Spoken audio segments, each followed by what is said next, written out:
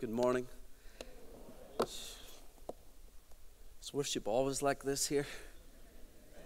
My goodness.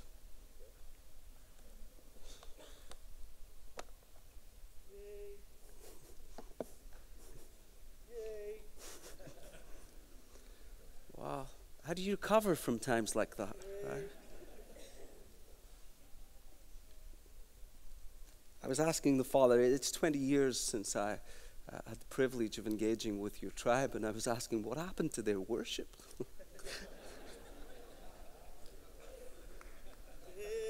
It didn't used to be like this. And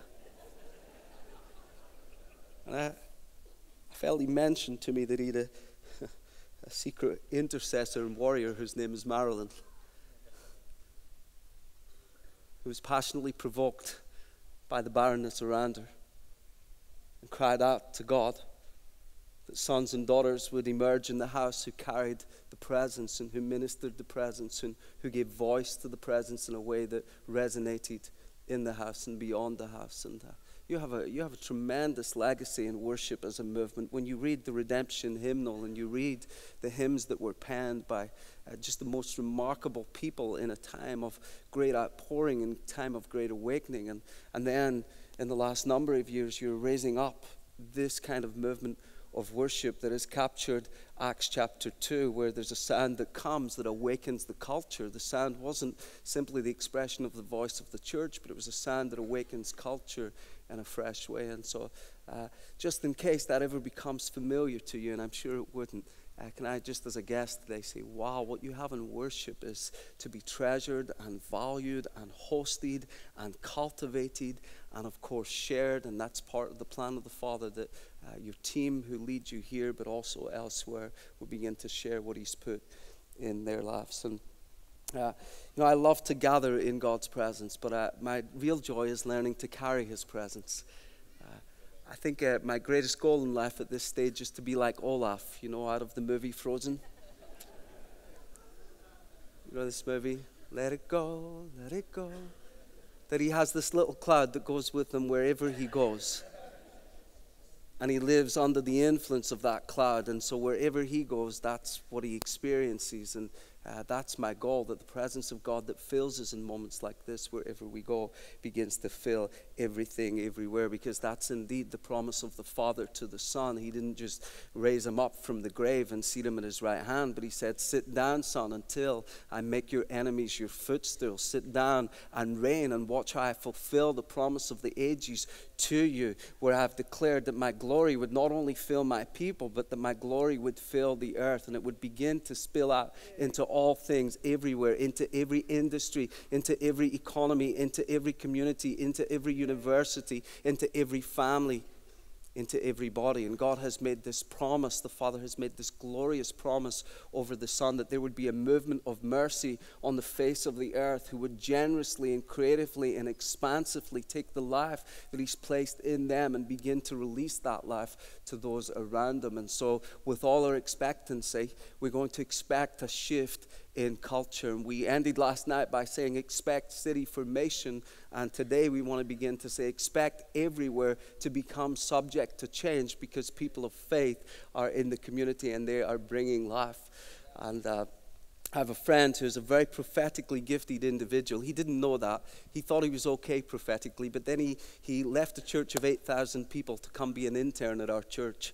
And that's quite an unusual thing to do, really, isn't it? When you have 8,000 people, it's unusual to leave that and come and intern for 9 months. And that's what he did. And he came because he recognized that there's more to life than building church, that actually there's a desire to see the story of God written on everything, everywhere. And so he's been learning really to take the cultivation of his prophetic gifting beyond the building. And a few weeks ago there, he was in our town, and he walks over to a lady and he says, you have a tattoo in your right arm, don't you?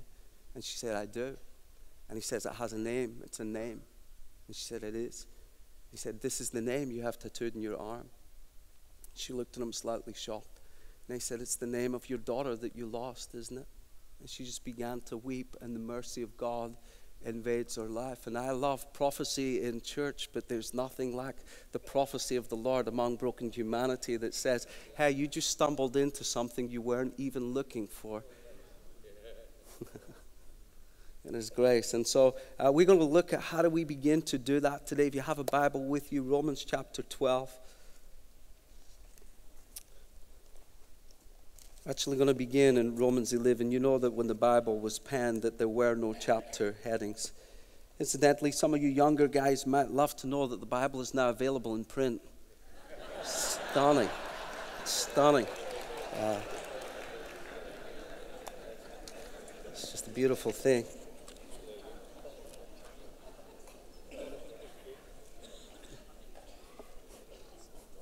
I'll pick it up from verse 33 of chapter 11. Oh, this is Simon's hour, right? Oh, there it is right in the book. Oh, the depth of the riches of the wisdom and knowledge of God. This is entitled the doxology because Paul has written the most magisterial theology up until this moment. And of course, all true theology ends with doxology. It ends at the feet of Jesus, again, captivated by the person and the beauty of Jesus. And so Paul, overwhelmed by what he's described, begins to break out in this worship. Oh, the depth of the riches of the wisdom and knowledge of God. How unsearchable His judgments and His paths beyond tracing out. Who has known the mind of the Lord, and who has been His counselor? Who has ever given to God that God should repay him? For from God and through Him and for Him all are all things. To Him be the glory forever. And then he says, therefore, I urge you, brothers and sisters, in view of God's mercy. And he's about to write to the cultural epicenter of the earth in his day. And he's about to write to the church there that's been entrusted to bring life to the nations. People who are aware of the greatness of salvation, but who know that salvation is not just for individuals, it's for institution. That God didn't just come into our life to get us through our past or to deliver us from our past, but He came into our life so that we could open up a future for those around us. And so he writes them, he says, hey, in view of God's mercy, and I want to encourage you as leaders today to have a view of God's mercy that's so much bigger than the church, a view of His mercy where His promises are written over the banking industry, where His promises are written over the health service, where His promises are written over each aspect and area of the city in which you live. And you begin to have a wider view of mercy, because mercy is way more comprehensive than we've even begun to grasp. And so he says, in view of God's mercy, here's what I want you to do. Offer your bodies as a living sacrifice, holy and pleasing to God. For this is your true and proper worship. I love how Eugene Peterson phrases this in the Message. He says, here's what I want you to do. Take your everyday, ordinary life, your eating, sleeping, going to work, walking around life, and place it before God as an offering. You know, when God began to release something a little bit different in our community, and we began to see 60 people in a week come to faith on the streets, and then 250 people in a month, and I remember thinking, God, this can't be an outpouring because I'm exhausted. And there's a certain way you're supposed to feel, right? We all know what it's supposed to, we've never lived it, but we all know what it's supposed to feel like, right? And I kept saying to him, it just feels so mundane and so ordinary and so full of challenges and responsibility. And every day we were hearing and continue to hear the most outrageous stories of people coming alive in Christ. And yet it all felt very ordinary. I still had to walk my black Labradors. And I thought for sure when outpouring came, they would walk themselves. Right? There'd be a whole new level and a whole new plane that we could live on. And actually realize it's the passion of Jesus to fill the ordinary moments of life. You know, the faithfulness of the heart is underestimated today. Everybody looking for favor and God looking for faithfulness. Everybody looking for more and God looking for those who'll serve in the small corner. And he says, take your everyday, ordinary life, this dating your wife life. Notice I said dating your wife life. Always your wife. It's really important that as leaders you know it's your wife that you date. Just turn to your neighbor and say, he's talking about you for sure. You date your wife. So take your everyday, ordinary life, present it before God as an offering. And he's going to write to them because Paul believes that it's possible for whole societies to come under the influence of the presence of God. And he's going to speak to them out of that desire to see the kingdom come. And typically what we've done in church communities is we've magnified the power of the enemy. And we've come to a position where we've believed the narrative of our culture. You know, every day on Sky News or BBC News, there's this breaking news, and it runs across our screens, and it's another story of hopelessness, and it's another story of abandonment, it's another story of fear, and the narrative continues in our culture, and there's this diet of uncertainty that spreads across our culture, but there's other narrative that comes from above and cuts across the prevailing narrative of culture, and this narrative begins to declare hope and healing and honor for all things, and it declares that it is easier in a city to have a stronghold of righteousness than it is to have a stronghold of wickedness. And we've lived so long with temptation surrounding us that we forgot that transformation is more powerful than temptation, that it's easier for God to get me than it is for the enemy to get me. I thought for sure you'd be more encouraged by that. It's easier for God to get me. Why is it that we think if someone is demonized, they need 6 people to cast the thing out, and it takes hours? But if you come into the presence of God, it's possible to remain untouched. No, there's a greater kingdom. And when that kingdom touches you, it's very hard to dislodge that from a life. Very difficult to dislodge that from a life when the kingdom begins to rest. And so Paul has this prevailing belief that God's kingdom is beginning to rest on broken humanity. And so he says to them, please do not conform to the pattern of this world. And I submit to you today that conformity is only wrong when the mandate of reformation rests in your life. That for someone who has no call to reform, no call to abolish things, and no call to establish things, conformity is the only available option. But when you know God has called you to uproot and to plant, then conformity becomes the greatest sin, simply to live according to this pattern of this world rather than recognizing the pattern of the world to come.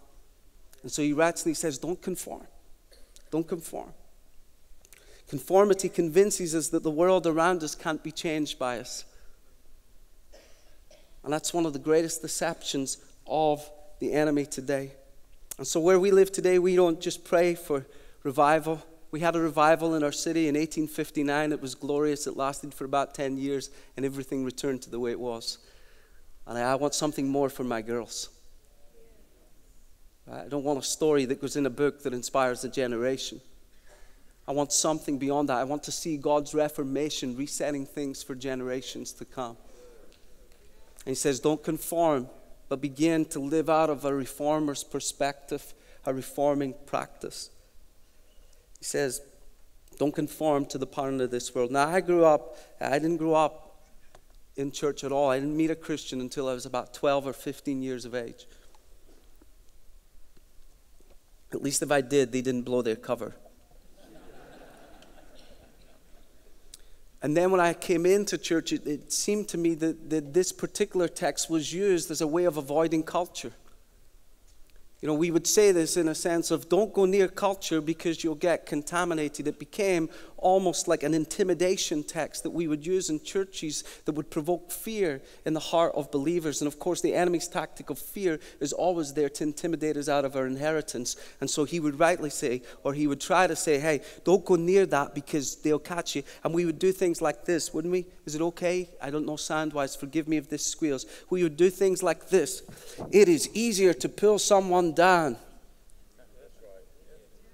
than for them to lift you up. No. God says to Job, if you see someone downcast and you say lift them up, I'll lift them up.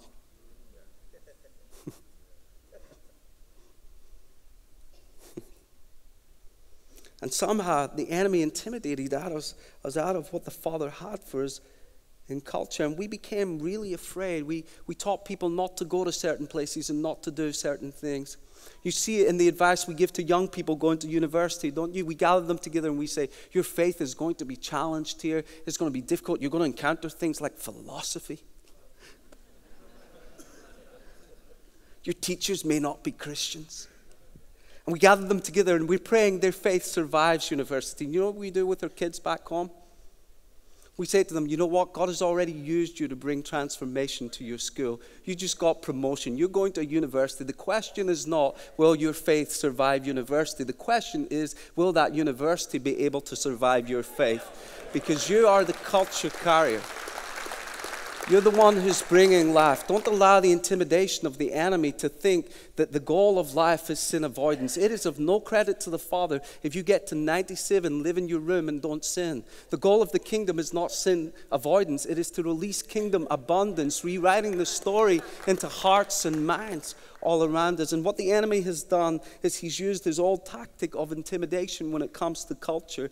And it's like a scarecrow. You have that in England, right? Scarecrows. Yeah, you know what those are? Yeah. Scarecrows only work because crows are dumb.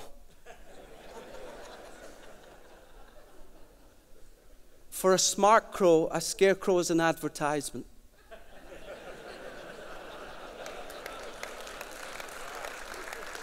Yeah. If crows were smart and they could speak, they would say to each other, avoid every field except where you see one of these things.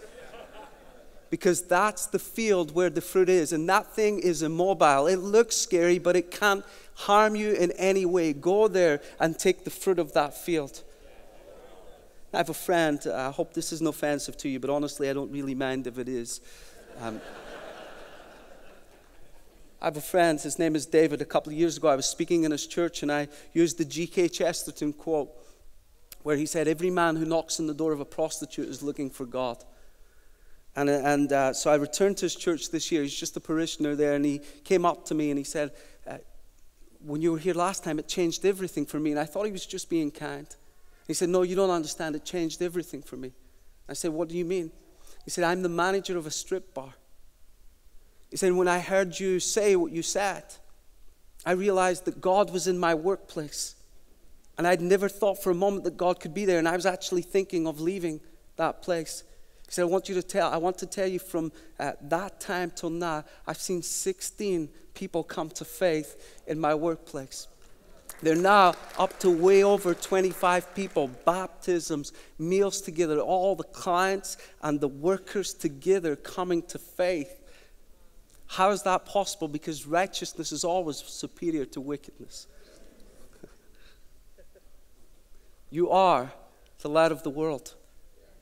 As he says, don't conform to the culture around you. We have a role to play in shaping society and shaping culture. There's a young boy in our church. I'll call him Samuel. It's a good biblical name. And Samuel was at school recently, and he had to make a presentation on friendship for his English course. And our kids are radical. We have kids who are 6, 7, 8 years of age who go out into the streets and they pray and prophesy over everything that moves. They go to tattoo parlors and they pray for the tattooists and all. I mean, they're just radical. One time an ambulance came into the middle of our town, and we had all our teams, all our kids' teams were out praying for people, and 6 of our teams converged on the ambulance because they thought there might be a sick person there they could pray for, right? So they're just radical. And Samuel's one of those kids. And Samuel's in school, a presentation on friendship that he's making there. And he's making his presentation. He was going to end with a quote from C.S. Lewis, but he suddenly realizes that his best friend, he hasn't told him about his best friend. So he's in the middle of his English class, and he begins to say, I want to tell you about my best friend. And so he tells them about Jesus. And then he thinks, what would they do at church now? And he thought, some of you, when I was speaking, your heart were burning. He said, if you would like my best friend Jesus to become your friend too, would you just raise your hand? This is English. 5 of the kids raised their hand. And then he thinks, I wonder what else I should do. And he said, okay, I just want to be really clear that what you're doing in this moment is inviting Jesus into your life. If you want that, then go ahead and stand. 11 of his classmates stand up. Kingdom of God, rewriting the story of everything, everywhere. No longer intimidated by culture. I need to move quickly. No longer impressed by culture. You know what we did with this is we got tired of being told all the things we couldn't do and all the places we couldn't go. And we embraced the narrative of our culture that to reach the culture, you have to be relevant to the culture. And I want to submit again to you gently today that relevance to a decaying culture is a vote for death. That in seeking to be relevant to something that's passing away, you're voting for death. But if you seek to be relevant to that which is to come, you're able to bring life to that which is already dying. And in churches, what we did is we embraced cultural relevance. We began to imitate the culture. Instead of embracing our God-given calling to innovate from within culture, we just embraced what we saw around us, and we took the music and we took the art and we made that as good as it gets. And we felt that that would be the best way to reach young people. Like, we've got to reach young people. And isn't just about every church afraid that they won't reach young people? We're so afraid because we're all going bald and getting old. Right? We're really afraid. And so we began all these things, all these efforts and endeavors to reach young people. And we began looking to the culture to create movement. And all along, God was saying, don't conform. I want you to begin to lead the culture. And the problem is, when you look to the culture, you sit at the feet of culture, and we allow culture to shape us. But when we look to the Father, we begin to shape culture. We're not called to be culturally relevant. We're called to release culture into its calling. And those two things are very different. I realized this recently. It was a warm July evening. I was with my girls at the happiest place on earth, Disneyland, California, self-proclaimed happiest place on earth. Isn't it amazing how the culture has nothing to say but says it really well? The church has so much to say and doesn't know how to say it. Right? Now, at the happiest place on earth, there's 60,000 of us, and we're squeezed in, and the sun is kissing our skin, and it's just a beautifully warm evening. And we've just watched a remarkable parade, stunning parade, the nighttime parade. And then what begins to happen is they begin launching the fireworks. And the fireworks are spectacular. And then there's like all these images dancing on the buildings. And then it happened. Let it snow, let it snow. And you heard the audible gasp in that moment as snow starts falling. And it's at that moment I realized, as a church, we are stuffed.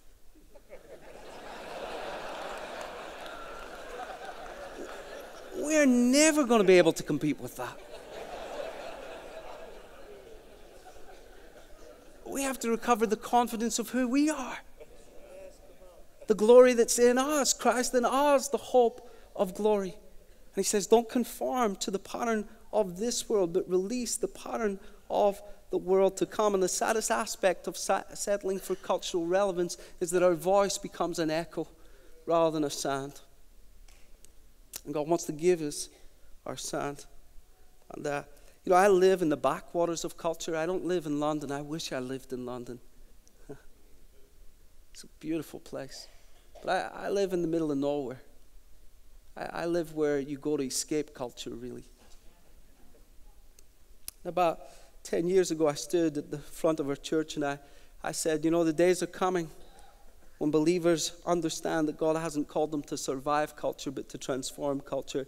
And I said, what we are going to begin to see in this community is the film industry are going to come here. And I began to prophesy or declare and decree. Wasn't that amazing? Wow. When she said, what are you waiting for? I am the open door. Like, oh, come on. Right? Most things when it comes to faith, most things in faith are an automatic door. You have to walk towards them before they start open, right? Everybody's waiting it to open up, but you have to walk towards it. And so I began walking towards it and proclaiming the film industry is coming to our community. And about a couple of years later, I heard that Hollywood were coming nearby and were making the movie Dracula. Now, it's not the movie I would make, but I don't make movies, right? So I was just really grateful that some movies were coming to our area. And I know that the film producers, they have to have coffee somewhere. And if they go anywhere near our town, our scattered servants are going to prophesy over them. Right? Let me give you an example. At the beginning of March this year, some of our guys were over for leadership sessions. They're picking up someone from the airport. They take them to Belfast for a meal. They're sitting in Belfast, and the guy said, in come these 6 guys, and they're dressed in suits. It's like an Elim conference. You guys have really dialed it down. Like it used to be. So they're dressed in suits. And they say, we noticed them straight away. And one of our guys, the guy I was telling you earlier about, this prophetic guy, he looks at one of them and he feels the Father speaking to him. Now, this guy, his name is Nick. Nick is from San Diego, so he doesn't know anything about the UK, really. And our guys are smart enough to know that when you're prophesying over somebody in a restaurant, you wait until the end of the meal, because then you can get away quickly if it's really awkward. Right, so they finish their meal, they go pay. A few of the students go outside and they have their face pressed against the window as Nick goes up to this group of 6 men. And he addresses the guy that he feels Jesus has spoken to him for. And if we could cut the tape at this point, or whatever in the new phrase. And I know it doesn't matter whether you're a politician or a filmmaker. If you come anywhere near our community, we're going to get you. Right? It doesn't matter. And so I know these people making Dracula movies, God's going to get them. So that's fine. Now in our community, I've never seen this program. It's a program called Game of Thrones. It's filmed in our region. In fact, it never used to be a region. Our church is called Causeway Coast Vineyard. And we keep calling it a city because one day the Queen's going to sign it off as a city, not our church, but our community. But it's called Causeway Coast Vineyard. And that area of Northern Ireland was always known as the North Coast. But a year and a half ago, our council redefined the geography and called the area after our church. It's now called the Causeway Coast and Glens region, right? So now everywhere it's Causeway Coast Police, it's Causeway Coast Council, everywhere is Causeway Coast. And they expanded our region so that the film industry fit now in our region. And they film Game of Thrones in our whole community, right? And it's just stunning. And here's what I want to say in that. This is what I'm trying to say. I'm not trying to proclaim our community. Here's what I'm trying to really say. For too long, we've left things like filmmaking to the culture. And we've left things like making amazing music to the culture, and art and sculpture and poetry and all those things. We've reduced art to somebody painting at the front of church. There's only so many doves you can see.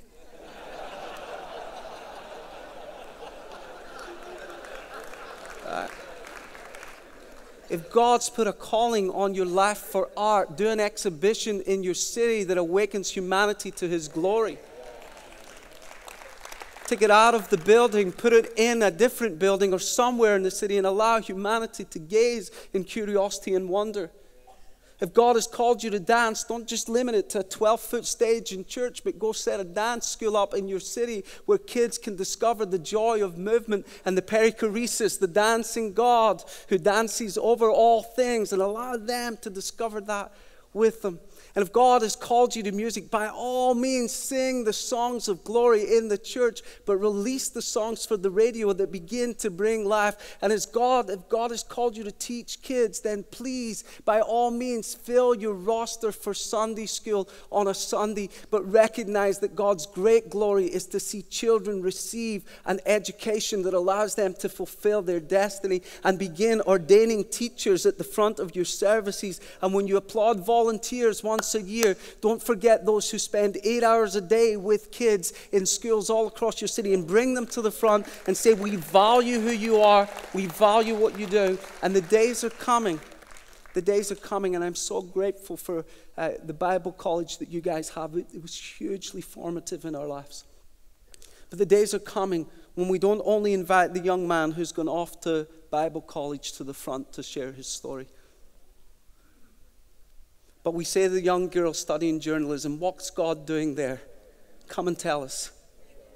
And we say to the other who's studying dentistry, come and tell us what God is doing there. And we begin to realize that the kingdom is so much bigger than the church, that it is beginning to invade all of culture.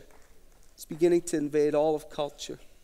And God is releasing His glory upon us. And so I think that's probably about all I would like to say. It's very Forrest Gump, isn't it? That's all I have to say on that, really. I know I should have landed it way better, but... yeah. Wow. I don't know, as ministers, we're going to minister in a moment. I don't know if you realize the power of blessing God has put in your hands. That when you bless something, it stays blessed. And there's so much more you could be blessing in your city if you weren't afraid. And so we're going to stand together. Just turn to your neighbor and just say, bless you. Bless you. We're going to stand together. We're going to pray.